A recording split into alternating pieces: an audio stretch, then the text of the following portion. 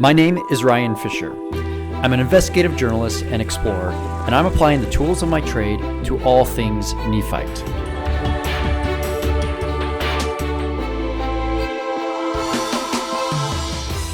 I'm launching into a series of investigations into Nephite archaeology, scriptural history, and prophecies about latter-day America. This is Nephite Explorer.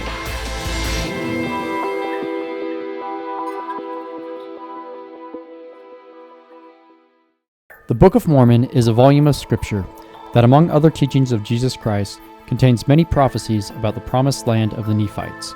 Prophecies that are directed to the people that will one day live on that same promised land that the Nephites were destroyed on. These are prophecies not to be taken lightly. They are warnings of great natural disasters, wars, maintaining freedom, and more. Taking into consideration the great responsibility of the people and government of that promised land, I want to know exactly where is the promised land in these latter days. Do these prophecies apply to the United States, Canada, Mexico? Is it North America? Is it hemispherical? No official position has been taken by the LDS Church, which has led to many varying theories over the years. I want to get to the heart of it so we can put these prophecies in the correct context.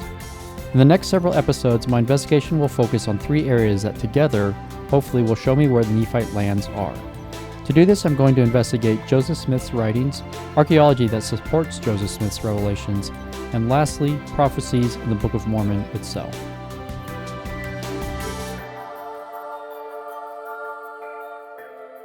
In my quest to better understand the events of the Book of Mormon and where they took place, I'm going back in church history to find out more about the man that knew the Nephites the most, Joseph Smith.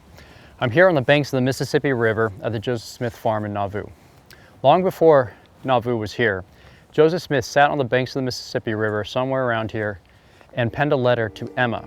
And in this letter, we find many important clues as to the geographical location of the Book of Mormon. I'm going to read to you some of that letter. On June 4th, 1834, in his own handwriting, he wrote, "We arrived this morning on the banks of the Mississippi River. We left the eastern part of Ohio, the whole of our journey in the midst of so large a company of social, honest, and sincere men, wandering over the plains of the Nephites, recounting occasionally the history of the Book of Mormon, roving over the mounds of that once beloved people of the Lord, picking up their skulls and bones as proof of its divine authenticity, and gazing upon a country, the fertility, the splendor, and the goodness so indescribable." This letter is in the possession of the RLDS Church here in Nauvoo, now known as the Community of Christ, and that is why it's not known to many scholars. But in it, Joseph Smith tells his wife Emma about roving over the plains of the Nephites with astounding detail. We get so much information from this letter, I mean, it's just astonishing, but one thing that jumps out at me is the statement, roving over the mounds of that once beloved people.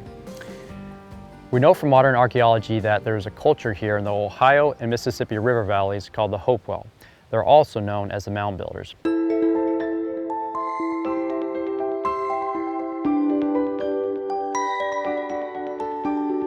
What mounds was Joseph Smith talking about?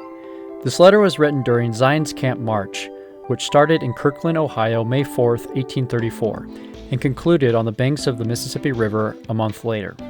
Somewhere along this route, Joseph Smith and company encountered the mounds and remains of what he called proof of the Book of Mormon's divine authenticity. I'm setting off to try and find those mounds and gather any archaeological evidence that would support Joseph Smith's claims. Ohio makes sense as a good location to investigate, considering the prophecies of Nephi about the pilgrims coming to the same land that Lehi came to. But what's really exciting is that here in the heartland of America, non-LDS archaeologists have uncovered a vast civilization they call the Hopewell, a civilization that dates to the same time period as the Nephites. To find out more about the Hopewell, or the mound builders, I go to Newark, Ohio, to explore some of the massive earthworks from that time period and to look for parallels to the account of the Nephite nation.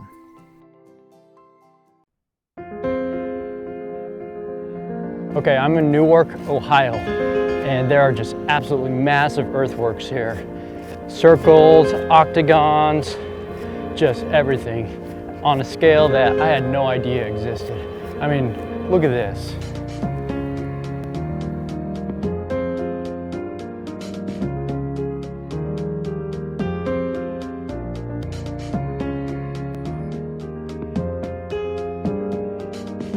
I'm standing on this wall right now that is about 25 feet high. There's a massive ditch. It must have taken just absolutely massive amounts of man-hours and manpower to build this structure. I've come to Ohio because all the prophecies in the Book of Mormon about the promised land of Lehi point to North America. That the land of Lehi is the same land that the Pilgrims would later come to. But what's really exciting is here in the heartland of America, non-LDS archaeologists have uncovered a vast civilization they call the Hopewell people. A civilization that dates to the same time as the Nephites.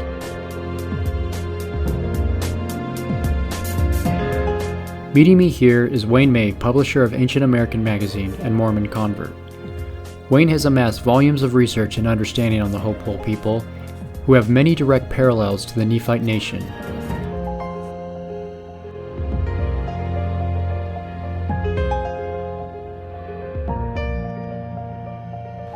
Here we are this very blustery fall day. This is the Great Circle in Ohio, which is part of the Newark Earthworks. The Newark Earthworks totally comprises about a 4.5 area of miles in circumference.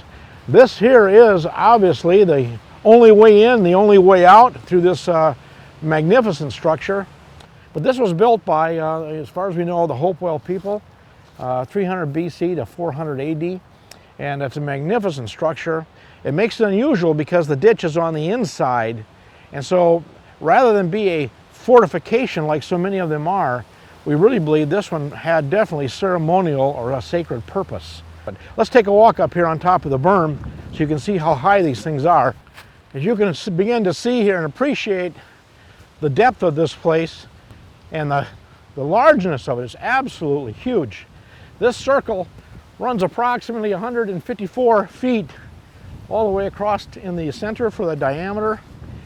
The circle itself is almost a true circle within about a 1.5 feet of 18 inches of difference. Otherwise, it is very, very perfect.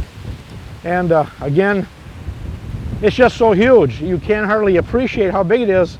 The only way to really see this is to take it from the air, from an airplane, and look down upon this and see the magnificence and how big this is. If the massive sheer scale of this earthworks aren't impressive enough, get this, they all have astronomical alignments. Equinox, winter solstice, summer solstice, moonrise, sunset. I mean, all this stuff is planned out into the lines that make this earthworks. And we're talking about astronomy and math that's way beyond me. What context are we talking about here in relationship to the account of the Lehites and their people?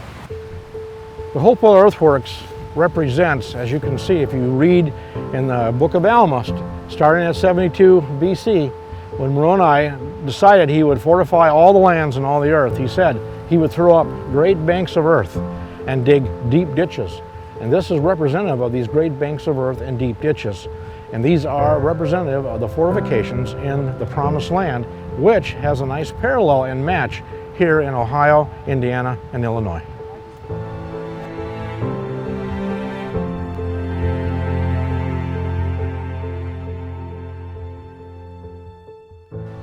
I can imagine this being quite effective at repelling a Lamanite attack. For students of the Book of Mormon, just try to imagine that the enemy here is out in the flat plain and they got to run down into the ditch. And once in the ditch, then they got to climb up this 30-foot high bank and face a wooden palisade with defenders on it looking down at them in the face. Again, this is all described in the Book of Mormon by Captain Moroni, the things that he built, how he fortified the cities throughout all the land by digging deep ditches, throwing up high banks of earth, palisading them, and then every so often he would put a tower, a bastion, to defend these actual walls and berms. And again, the Lamanites also complain in the Book of Mormon that this was very effective. It forced the Lamanites to fight the Nephites where the Nephites wanted to meet them, which was the place of entrance. That's where they held out their fights because the ditch was too deep, the earth was too steep, the banks were too high, and the Lamanites could not get into their forts of security except by the place of entrance, which is really the gate. This would be a place of entrance, one way in, one way out. Ingress and egress for the entire fortification right here, all controlled. This is where the Nephites forced the Lamanites to meet them on their terms, and it was very, very successful. It kept the Nephite civilization together for several hundred years. The forts were very, very effective. It took away the chief weapon of the Lamanites, which was the atlatl, which is a casting of a giant arrow, size of a spear. And by having them defended, because it goes in an arc, once they had defenses built, they're arcing over and they're falling beyond the walls and have none effect. And that was a big loss to the Lamanites. So the Nephites were very, very successful in what they did with Captain Moroni.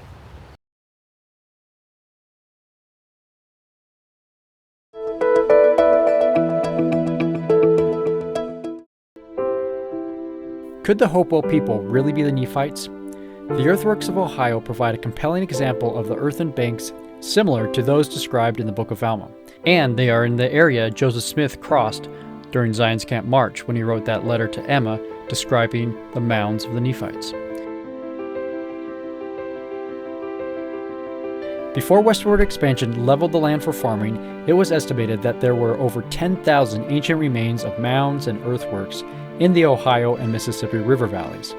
Unfortunately, most were destroyed by the settlers, but some remain, including hilltop forts, and that's where we head next.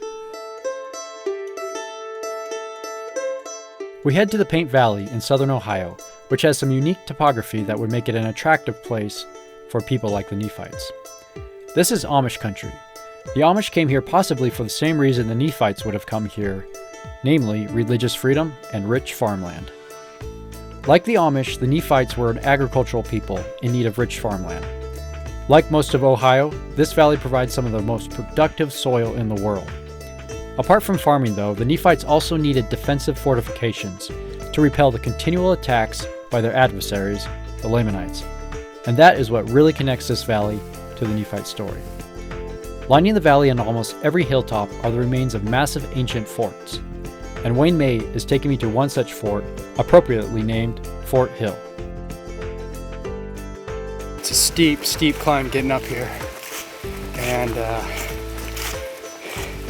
it's hard enough without people hurling spears and arrows and rocks back down my way. Okay, we just climbed approximately 700 to 800 feet to the top of a Hopewell fortified hilltop, which falls in the timeline of roughly 3 to 100 BC to 4 to 500 AD. And this is one of the places of resort where the people in the valley could run up to and seek refuge if it was necessary. This place here is 2.5 miles all the way around. There are 33 openings within the berms, and we're going to walk down and show you one of these right now. Let's take a walk. Oh. How's that? Clearing the woods. Ha ha! Okay, as you can see here, this is what we call the borrow pit. It runs all the way around through here. And everything from the borrow pit has gone up to the edge of this hilltop. What you see here is the actual wall. This here has all been artificially raised with the earth and stone from that borrow pit right here to the top. And as you look down, you can see the elevation that an enemy would have to scale. Very, very steep. Very easy to defend up here with rocks or anything that you want to throw down on them. But again, you can look along here, see the berm? All this is man-made right here in both directions. This goes around for 2.5 miles around top of Hill Fort. All this area. This is Fort Hill. When the first surveys of this fort were done in the 1800s, they estimated the walls to be 25 feet high, with a stockade of timbers or palisades on the crest of the berm. 1,500 years of erosion have worn down the earth berms, and earthquakes have toppled the rock walls, the evidence of which is scattered all around. Fortunately, enough of the berms remain to clearly see where the walls and towers once stood. This is where a tower would have stood. This is one of the 33 breaks in the walls right here. Again, notice all the loose stone.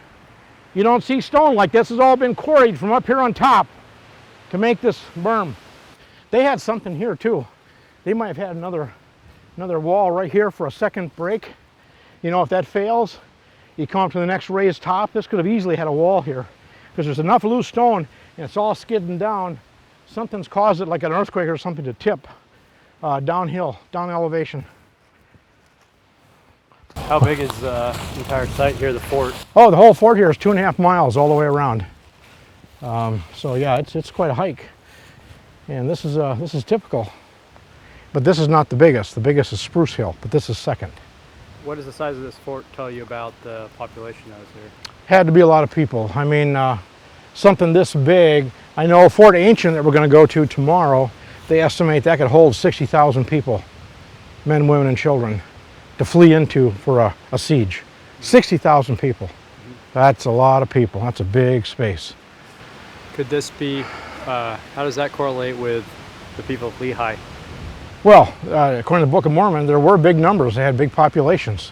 So I said, yeah, they had to have a big population. Why would a few families build something of this immense size if they're all hunter-gatherers? I mean, it doesn't make any sense. There had to be a large population here in Ohio during that Hopewell time period. Has to be.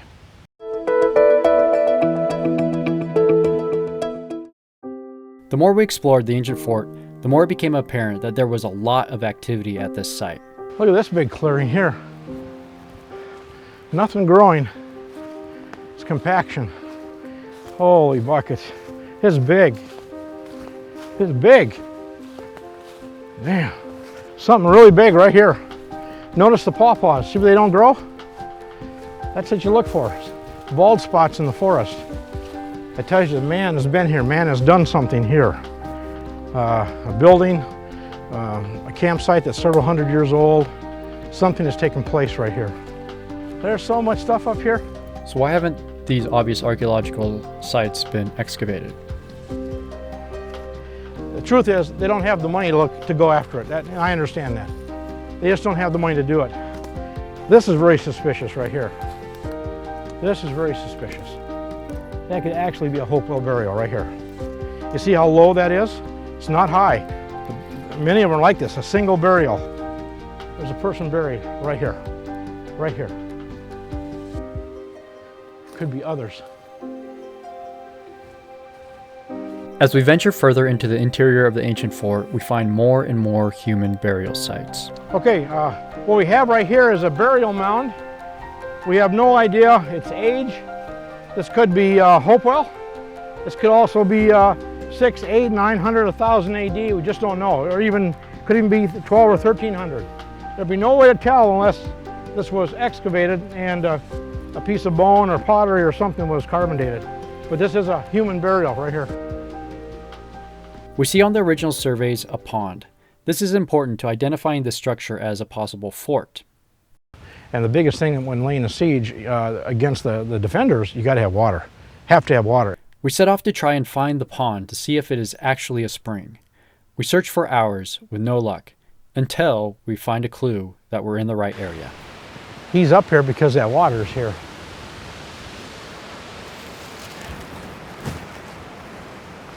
After a long search, we finally find the water source, and it is actually a spring. This spring would make this an ideal place to put a fort and defend against a siege. So I mean, yeah, they hand-picked these spots for places to flow onto in time of trouble. So if the small forts in the valley are going to fail, and they know it, this is where they're going to come. They're going to flow up to the places of resort or to these hilltop forts. So far, my investigation has yielded some amazing parallels between the story of the Nephite nation, as found in the Book of Mormon, and the Hopewell people who fit the statements of Joseph Smith about roving over the mounds of the Nephites. But our investigation is cut short as a massive storm rolls in. Oh, that's not good. I think we're going to get wet, man. Still, Fort Hill fits the description of the Nephite defenses, and hopefully in the not-too-distant future, archaeological digs will reveal more about the people who built it. For now, the secrets of the fort remain hidden, just waiting to be discovered. Next time on Nephite Explorer, my search for the Nephite lands leads me to Plymouth, Massachusetts, to investigate prophecies in the Book of Mormon itself that may have played out here in the United States. Join me next time in Search for the Nephite Lands, Part 2.